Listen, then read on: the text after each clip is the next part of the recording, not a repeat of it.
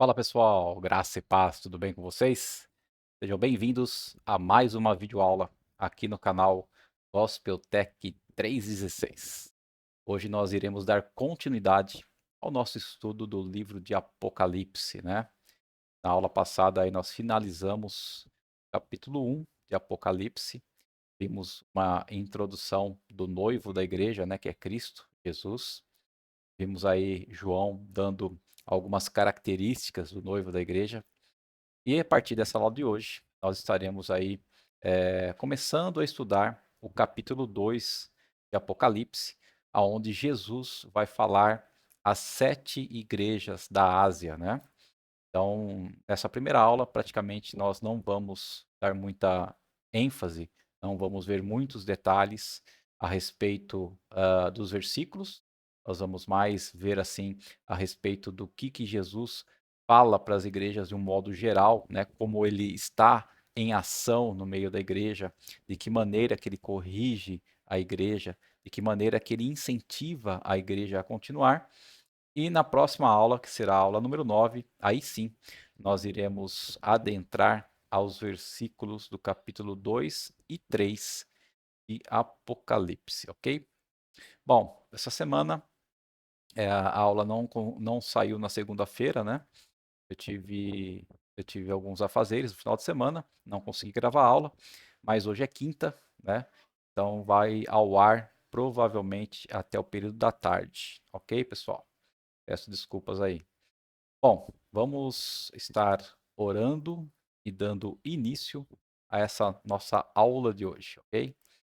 Querido Deus e amado Pai, nós te agradecemos, Senhor, por mais esse tempo de comunhão contigo, tempo que nós podemos desfrutar de mais intimidade com a tua palavra, tempo que teu Santo Espírito, Senhor, pode colocar em nossas vidas, em nossa alma, em nosso coração, aquilo que o Senhor já preparou para nós, aquilo que o Senhor nos deixou saber e é a revelação através da Bíblia, Senhor, a tua palavra sagrada. Pai, que nesse momento que nós iremos passar estudando o livro do Apocalipse, eu possa realmente revelar em nossos corações quais são as diretrizes, quais são os desejos das nossas vidas, o que nós temos que fazer, como nós temos que fazer, porque é somente a tua palavra que é absoluta, Senhor. Quanto à tua palavra, não há dúvida que ela é verdadeira, ela é maravilhosa para nós. É o que nós te pedimos e te agradecemos, em nome de Jesus Cristo. Amém, Pai. Então, pessoal, o título da nossa aula de hoje, que é a aula número 8, né? O noivo da igreja andando no meio da igreja. Né? O noivo da igreja é Cristo. E a igreja somos quem? Somos nós, né?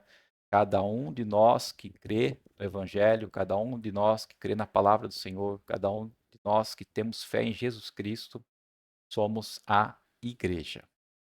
Bom, então, antes de Jesus manifestar o seu juízo ao mundo, né, quando a gente fala ao mundo, é aquelas pessoas que não creem em Cristo, aos ímpios, né? Ele manifestou a sua igreja. Então nós vamos ver aí, esses capítulo 2 e 3 de Apocalipse, Jesus manifesta juízo sobre a igreja, né? Em 1 Pedro 4,17 diz assim: porque chegou o tempo de começar o juízo pela casa de Deus. E se começa por nós, Pedro falando, qual será então o fim daqueles que não obedecem ao Evangelho de Deus? Então, se a nós, que somos a igreja, e procuramos aprender e obedecer o Evangelho de Deus, nós teremos juízo sobre nós, imagina então aqueles que não obedecem e não creem em Deus. Como será o juízo deles? Então, por isso que Jesus mostrou o seu julgamento às 7 igrejas, ok? Antes de mostrá-lo ao mundo. Então, do capítulo 1 ao 3 de Apocalipse, que nós estamos estudando, Jesus está direcionando, né, a sua palavra às igrejas. E depois, a partir do capítulo 4, nós vamos começar a estudar e ver que o juízo começa a atingir o mundo inteiro e não somente as igrejas, né? Então, todas as cartas têm basicamente a mesma estrutura. Então, quando João escreveu, que Cristo mandou João escrever, ele falou: mande a carta às 7 igrejas. Então, cada uma dessas cartas, cada uma dessas palavras que Jesus falou, ela tem a mesma estrutura. Qual que é essa estrutura? A apresentação, é Jesus se apresentando. Depois tem uma apreciação, ou seja, o que Jesus aprecia naquela igreja. Depois tem uma palavra de reprovação, tá? O que Jesus não aprova que aquela igreja está fazendo. E por fim, tem uma promessa, tá? Então, esses 4 itens, essas 4 coisas, elas se apresentam em todas as 7 cartas, ou quase todas, tá? Então, duas igrejas receberam somente elogios, que é a igreja de Esmirna e Filadélfia. Então, essas 2 igrejas não receberam nenhum tipo de reprovação. 4 igrejas receberam tanto elogios como reprovações, como críticas, né? A igreja de Éfeso, a igreja de Pérgamo, Tiatira e Sardes.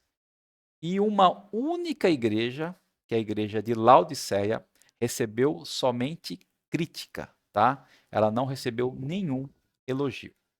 Então, diante disso, e para nós conhecermos melhor o que nós vamos estar falando, estudando, eu quero ler com vocês aqui os capítulos 2 e 3 de Apocalipse, tá? Sem, como eu falei no início da aula, sem, neste momento, adentrarmos aos detalhes, né, dos versículos. Só realmente para nós conhecermos.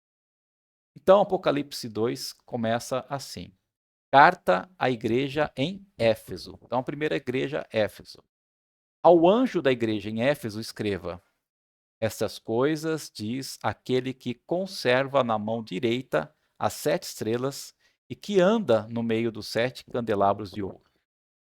Conheço as suas obras que você realiza, tanto o seu esforço como a sua perseverança. Sei que você não pode suportar os maus e que pôs à prova os que se declaram apóstolos e não são, e descobriu que são mentirosos. Você tem perseverança e suportou provas por causa do meu nome sem esmorecer. Tenho, porém, contra você o seguinte: você abandonou o seu primeiro amor. Lembre-se, pois, de onde você caiu. Arrependa-se e volte à prática das primeiras obras.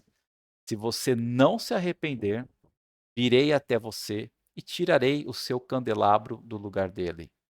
Mas você tem a seu favor o fato de que odeia as obras dos nicolaítas, as quais eu também odeio. E quem tem ouvidos, ouça o que o Espírito diz às igrejas. Ao vencedor darei o direito de se alimentar da árvore da vida, que se encontra no paraíso de Deus. Então, só para dar uma pausinha aqui, a gente pode perceber que aquela estrutura se apresenta aqui. Jesus se apresentou, né? No versículo 1, ele se apresentou como aquele que tem na mão direita 7 estrelas e aquele que anda no meio dos candelabros de ouro, tá? Então Jesus se apresentou. Depois, ele fez o quê? Ele fez um elogio. Ele fala: ó, conheço as obras que você realiza, tanto o seu esforço como a sua perseverança. Então, o versículo 2 e o versículo 3 são os elogios que ele faz à igreja de Éfeso. E aí, o versículo 4, 5 e 6 é onde ele faz a crítica. Jesus faz uma crítica à igreja de Éfeso. E depois, no versículo 7, ele faz o quê? Uma promessa. Então aqui a gente repara na estrutura, né? Apresentação de Cristo, elogio, crítica e por último uma promessa, tá? A gente vai perceber que nas outras igrejas ele vai fazer a mesma coisa. Então vamos continuar aqui no versículo 8, e agora é carta à igreja em Esmirna. Ao anjo da igreja em Esmirna escreva: estas coisas diz o primeiro e o último, esteve morto e tornou a viver. Conheço a tribulação pela qual você está passando, a sua pobreza, embora você seja rico, e a blasfêmia dos que se declaram judeus e não são, sendo isto sim sinagoga de Satanás. Não tenha medo das coisas que você vai sofrer. Eis que o diabo está para lançar alguns de vocês na prisão, para que vocês sejam postos à prova e passem por uma tribulação de 10 dias. Seja fiel até a morte, e eu lhe darei a coroa da vida. Quem tem ouvidos, ouça o que o Espírito diz às igrejas. O vencedor, de modo nenhum, sofrerá o dano da segunda morte. Então, aqui na igreja de Esmirna, nós podemos perceber que tem a apresentação de Cristo, né? No versículo 8, depois tem o que? O elogio, que é o versículo 9, 10, e depois o versículo 11 tem a promessa. Então, para a igreja de Esmirna, não tem nenhuma crítica. Bom, aqui foi só para demonstrar para vocês, tá? A estrutura que nós vimos lá atrás. Agora a carta à igreja em Pérgamo. Ao anjo da igreja em Pérgamo escreva: Estas coisas diz aquele que tem a espada afiada de 2 gumes.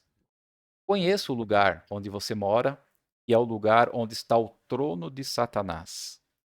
Sei que você conserva o meu nome e não negou a fé que tem em mim, mesmo nos dias de Antipas, minha testemunha, meu fiel, que foi morto na cidade de vocês, aí onde Satanás habita. Tenho, porém, contra você algumas coisas. Estão aí em seu meio os que sustentam a doutrina de Balaão, o qual ensinava Balaque a armar ciladas diante dos filhos de Israel, para que comessem coisas sacrificadas aos ídolos e praticassem a prostituição. E além disso, estão também aí em seu meio os que seguem a doutrina dos nicolaítas. Portanto, arrependa-se, senão irei até aí sem demora e lutarei contra eles com a espada da minha boca. Quem tem ouvidos, ouça o que o Espírito diz às igrejas. Ao vencedor darei do maná escondido, e também lhe darei uma pedrinha branca, e sobre essa pedrinha um novo nome escrito, o qual ninguém conhece, exceto aquele que o recebe. Agora a carta à igreja em Tiatira. Ao anjo da igreja em Tiatira, escreva: Estas coisas diz o Filho de Deus, que tem os olhos como chama de fogo e os pés semelhantes ao bronze polido.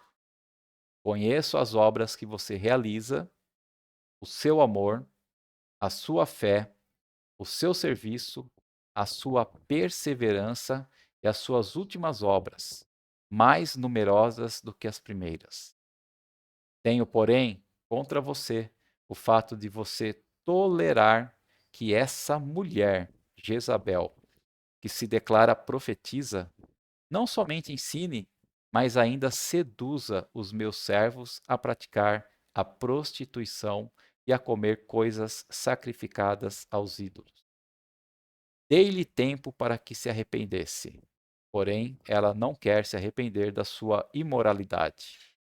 E eis que farei com que fique acamada, e trarei grande tribulação aos que com ela adulteram, caso não se arrependam das obras que ela incita. Matarei os seus filhos, e todas as igrejas saberão que eu sou aquele que sonda mentes e corações, e retribuirei a cada um de vocês segundo as suas obras.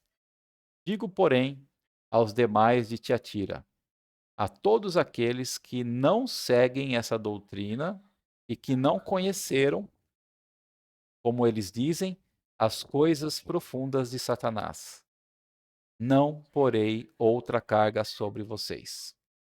Tão somente conservem o que vocês têm até que eu venha. E ao vencedor que guardar até o fim das minhas obras, eu lhe darei autoridade sobre as nações, e com cetro de ferro as governará e as reduzirá a pedaços, como se fossem objetos de barro. E assim como também eu recebi autoridade de meu Pai, E eu lhe darei ainda a estrela da manhã. Quem tem ouvidos, ouça o que o Espírito diz às igrejas. Aí, capítulo 3. Carta à igreja em Sardes. Ao anjo da igreja em Sardes escreva: Estas coisas diz aquele que tem os 7 Espíritos de Deus e as 7 estrelas. Conheço as obras que você realiza, e você tem fama de estar vivo, mas está morto. Fique vigiando, fortaleça o restante que estava para morrer, porque verifiquei que as obras que você realiza não são íntegras na presença do meu Deus. Lembre-se, pois, do que você recebeu e ouviu. Guarde-o e arrependa-se. Se você não vigiar, virei como ladrão, e você, de modo nenhum, saberá que em hora virei contra você. Mas você tem aí em Sardes umas poucas pessoas que não contaminaram as suas vestes. Elas andarão comigo, vestidas de branco, pois são dignas. O vencedor será assim vestido de branco, e de modo nenhum apagarei o seu nome do livro da vida. Pelo contrário, confessarei o seu nome diante do meu Pai e diante dos seus anjos. E quem tem ouvidos, ouça o que o Espírito diz às igrejas. Carta à igreja em Filadélfia. Ao anjo da igreja em Filadélfia, escreva: Estas coisas diz o Santo, o verdadeiro, aquele que tem a chave de Davi, que abre e ninguém fechará, e que fecha e ninguém abrirá. Conheço as obras que você realiza, e eis que tenho posto diante de você uma porta aberta, a qual ninguém pode fechar. Sei que você tem pouca força, mas guardou a minha palavra e não negou o meu nome.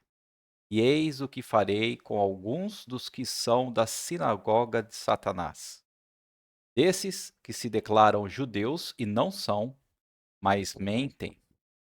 E eis que farei com que venham até você e prostrem-se aos seus pés e reconheçam que eu amo vocês.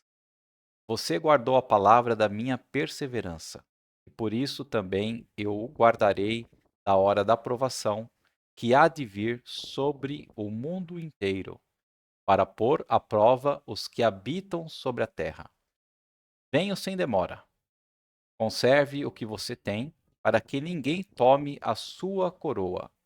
E ao vencedor, farei com que seja uma coluna no santuário do meu Deus, e dali jamais sairá. Gravarei sobre ele o nome do meu Deus, o nome da cidade do meu Deus, a nova Jerusalém que desce do céu, vinda da parte do meu Deus, e o meu novo nome. E quem tem ouvidos, ouça o que o Espírito diz às igrejas. E a igreja de Laodiceia.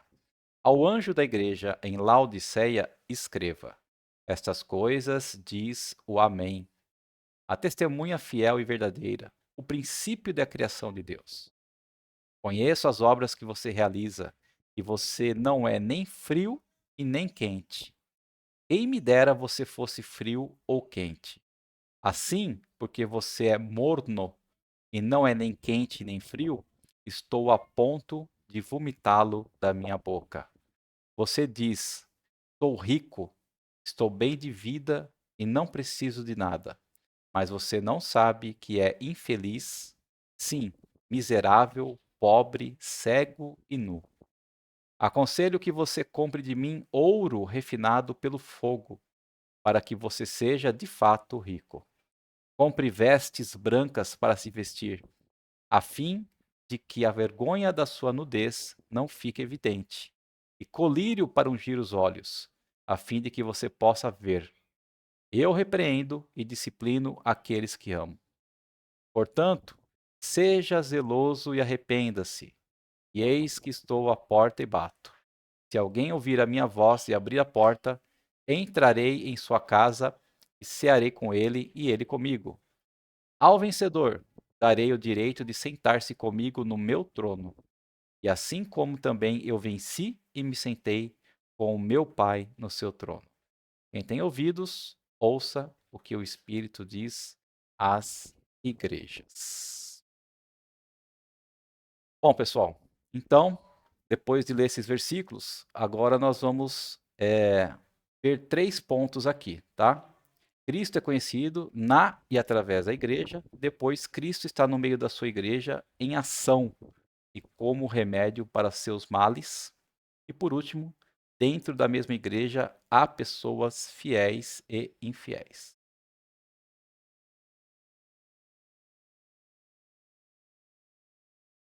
Então, Cristo é conhecido na igreja e através da igreja.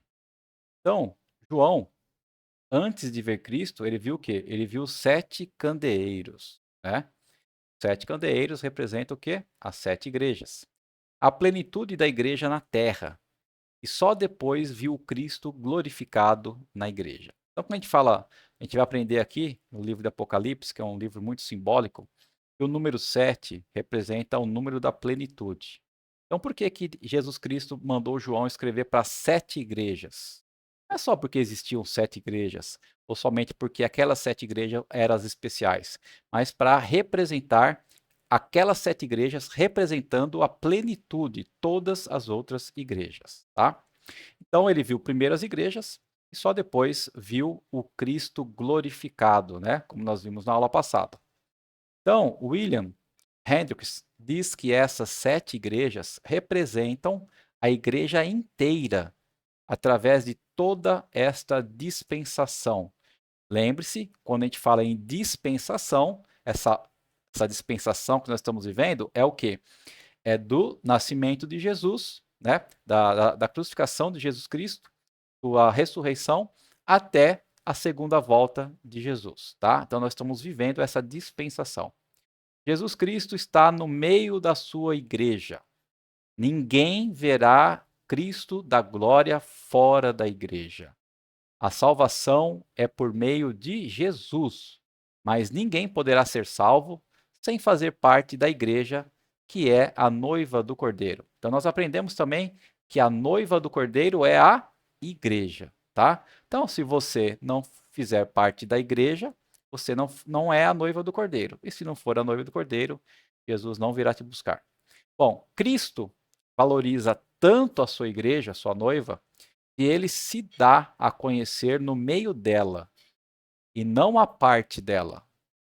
Hoje, muitas pessoas querem Cristo, mas não a igreja. E isso é impossível. A atenção de Cristo está voltada para a sua noiva e ela ocupa o centro da sua atenção. Então, a igreja ocupa o centro da atenção de Cristo. Tá? Então, Cristo é conhecido na e através da igreja. Segundo ponto, Cristo está no meio da sua igreja em ação, né? Em movimento. E também é o que? Remédio para os males da igreja. Então, Cristo não apenas está no meio da igreja, mas ele está também em ação, andando em ação investigatória no meio da igreja, sondando, né, o coração de todos que ali pertencem. Ele sonda a igreja, pois seus olhos são como chama de fogo. Há muitos males que atacam a igreja. Quais são esses males? Esfriamento, perseguição, heresia, imoralidade, presunção e apatia. Mas Cristo se apresenta para cada igreja como sendo o quê? Um remédio para seu mal, tentando curar a igreja. Para a igreja de Éfeso, que havia perdido seu primeiro amor, Jesus se apresenta como aquele que anda no meio da igreja, segurando a liderança na mão, como o seu pastor superior. Então ele está dizendo: eu vejo tudo e conheço tudo. Para a igreja de Esmirna, que estava passando pelo sofrimento, perseguição e morte, enfrentando martírio, Jesus se apresenta como aquele que esteve morto e tornou a viver. O Jesus que venceu a morte é o remédio para alguém que está enfrentando a perseguição e a morte também. Para a igreja de Pérgamo, que estava se misturando com o mundo e perdendo o senso da verdade, Jesus se apresenta como aquele que tem a espada afiada de dois gumes, que exerce juízo e separa a verdade do engano. Pérgamo estava em conflito entre a verdade e o engano. Para a igreja de Tiatira, que estava tolerando a impureza e caindo em imoralidade, Jesus se apresenta como aquele que tem os olhos como chama de fogo, que tudo sonda e conhece, tudo sonda e conhece, e os pés semelhantes ao bronze polido, que é poderoso para julgar e vencer os seus inimigos. Para a igreja de Sardes, que tinha a fama de ser uma igreja viva, mas estava morta, Jesus se revela como aquele que tem os 7 Espíritos de Deus, a plenitude do Espírito, o único que pode dar vida a uma igreja morta. A igreja tinha fama, mas não realidade. Tinha aparência de vida, mas estava morta. E para a igreja de Filadélfia, uma igreja que tinha pouca força, mas era fiel. Jesus vê muitas oportunidades à sua frente e diz a ela que ele tem a chave de Davi, que abre e ninguém fechará, e que fecha e ninguém abrirá. E para a igreja de Laodiceia, né, uma igreja sem fervor espiritual, morna, rica financeiramente, mas pobre espiritualmente. Jesus se apresenta como aquele que é constante e fidedigno no meio de tantas mudanças. Então, aqui, nessas 7 igrejas, nós podemos ver que Jesus faz a acusação dele, que Jesus coloca o dedo na ferida de cada uma dessas igrejas, mas também ele se apresenta como um remédio para curar essas feridas, um remédio para que eles possam se arrepender dos maus caminhos e voltar atrás. E Jesus sempre é o exemplo que eles podem fazer isso, ok? E agora, nós vemos aqui que dentro da mesma igreja há pessoas fiéis e infiéis, né? Por exemplo, em Éfeso, havia fidelidade na doutrina, na palavra, mas falta de amor na prática do cristianismo. Eles eram ortodoxos de cabeça e hereges na conduta. Em Pérgamo, enquanto havia gente disposta a morrer por Cristo, alguns crentes, alguns cristãos estavam seguindo a doutrina de Balaão. Em Tiatira, havia tolerância aos ensinos e práticas de uma profetisa imoral. Mas nem todos os cristãos ali, os crentes ali, caíram nessa heresia perniciosa. Em Sardes, embora a igreja estivesse vivendo de aparência, havia uns poucos que não haviam contaminado suas vestiduras. Então a gente pode observar aqui, em qualquer igreja, né? Uma igreja, mesmo sendo uma igreja bíblica, uma igreja que segue a Jesus na palavra, que tenta viver a palavra em todos os seus aspectos, mesmo sendo uma igreja bíblica, muitas pessoas são fiéis e muitas também são infiéis.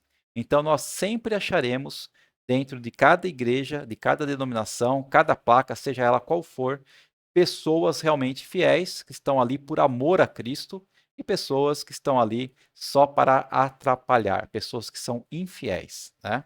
Então sempre vai ter esses dois tipos.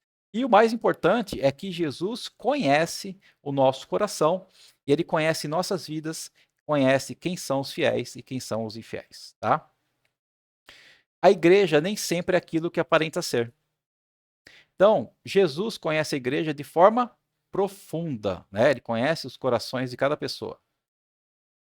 Ele conhece nossas obras e sabe onde ela está, a igreja onde ela está e o que a igreja está enfrentando também de problemas. Por exemplo, a igreja de Éfeso, ela era ortodoxa, trabalhadora, fiel nas provas, mas perdeu sua capacidade de amar a Cristo. Ou seja, estava fazendo tudo muito espontâneo, tudo muito automático, né? Ela era como uma esposa que não trai o marido, mas também não lhe devota amor, certo? Então ela não era uma igreja que errava, que traía a palavra de Deus, mas também não fazia nada para lhe mostrar o amor. A igreja de Esmirna era pobre aos olhos dos homens, mas rica aos olhos de Cristo, porque era uma igreja pobre financeiramente, mas faziam coisas boas. Então, aos olhos de Deus e Cristo, ela era rica. A igreja de Pérgamo tinha gente tão comprometida com Deus a ponto do martírio, ou seja, a ponto de morrer. Mas tinha também ali gente que caía diante da sedução do pecado. A igreja de Tiatira estava trabalhando mais do que trabalhara no início da sua carreira. Mas muito trabalho sem vigilância também não agrada a Jesus. Ação sem zelo doutrinário, que é no caso de Tiatira, né? E zelo doutrinário sem ação, que era o caso de Éfeso, não agradam a Jesus. Então a gente vê por aqui que tem que ter sempre um equilíbrio, né? Naquilo que eu estou fazendo, na minha ação, naquilo que eu estou fazendo pela igreja, mas também eu tenho que ter amor por aquilo, tenho que ter zelo por aquilo. Às vezes eu estou trabalhando, querendo fazer muitas coisas, muito na obra de Deus, e estou deixando de orar, estou deixando de ter um tempo a sós com o Senhor, de buscar intimidade. Então Deus não se agrada disso. Deus quer o quê? Deus quer o equilíbrio. Ele quer que a gente, sim, tenha ações, tenha obras, mas também que tenha essa outra parte de amor e zelo. Tá? A igreja de Sardes tinha a reputação de uma igreja viva, mas estava morta. Além disso, havia gente no quê? No CTI espiritual. Gente que estava nas últimas ali, gente que realmente estava deixando a fé. A igreja de Filadélfia era fraca diante dos olhos humanos, mas poderosa aos olhos de Cristo. A igreja de Laodiceia considerava-se rica e abastada, mas aos olhos de Cristo era uma igreja pobre e miserável. Ou seja, a igreja de Laodiceia era ao contrário da igreja de Filadélfia. Então aqui nós vimos diante desses exemplos que a igreja nem sempre é aquilo que ela aparenta ser aos olhos humanos, né? Mas aos olhos de Cristo, ele conhece a igreja profundamente. Tá ok, pessoal? Então essa foi a nossa aula de hoje, né? Nós demos aí somente uma introdução às 7 cartas de Cristo às 7 igrejas, está no capítulo 2 e 3 de Apocalipse, como nós lemos. Então, a partir da aula que vem, que é a aula número 9, nós vamos finalizar essa introdução e já vamos adentrar em cada versículo do capítulo 2, explicando melhor cada um deles. Se você gostou da aula, né? Não esqueça de deixar seu like, né? A plataforma ajuda a divulgar mais os vídeos quando tem like, porque o nosso objetivo aqui é levar a palavra de Deus para o maior número de pessoas, para que o maior número de pessoas venha conhecer a palavra, porque a palavra de Deus nos limpa, nos purifica, a palavra de Deus nos transforma, né? Então deixe seu like, comente se você tiver alguma dúvida, quiser perguntar alguma coisa, escreva nos comentários e não esqueça de compartilhar esse vídeo com outras pessoas, tá ok? Vamos estar orando para finalizar? Querido Deus e amado Pai, nós te agradecemos por mais esse tempo junto contigo, Senhor. Esse tempo de aprendizado da tua palavra. Que o Senhor venha realmente sondar os nossos corações, ó Pai, porque o Senhor é um Deus onisciente, ó Deus. O Senhor conhece todas as coisas da nossa vida, o mais profundo dos nossos sentimentos, o mais profundo da nossa alma, antes mesmo que possa sair uma palavra pela nossa boca. O Senhor já conhece tudo aquilo que está em nosso coração. Que o Senhor seja o remédio, Pai amado, para nossas vidas pecadoras. Que nós possamos reconhecer nossos pecados, que nós possamos nos arrepender e possamos ter uma vida santa diante de Ti. Buscar a cada dia essa santidade. E que o Senhor venha nos ajudar, nos fortalecer com a Tua palavra, com o Teu Santo Espírito em nós.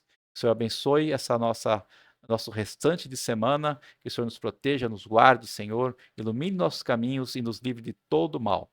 Nós te pedimos e agradecemos em nome de Jesus Cristo. Amém. Amém, pessoal? É isso aí. Muito obrigado. Ficou comigo até esse momento.